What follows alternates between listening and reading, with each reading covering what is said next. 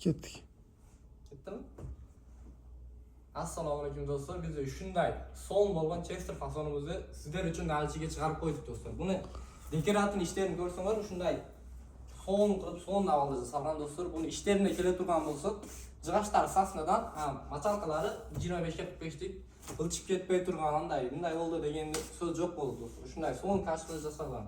Buni razmerlari kelib turgan bo'lsa, qisqa jag'i 220, uzun jag'i 3,5 metr bo'lib jasaldi. Komplekt ishinde shunday tapchani bor.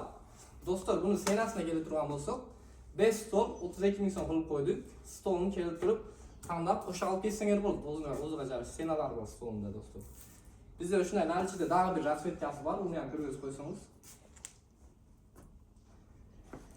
Bak do'stlar, kelib turib, kassalarni baykab, qolgan rasvetkalardan jasab beramiz. Narichida tursa, narichidagi jaqda shunday olib ketaverasizlar, bo'lsa, materialni kelib turgan bo'lsa, uyingizga maskeli turgan qilib turib jasab, shunday materiallarni jasab beraveramiz do'stlar.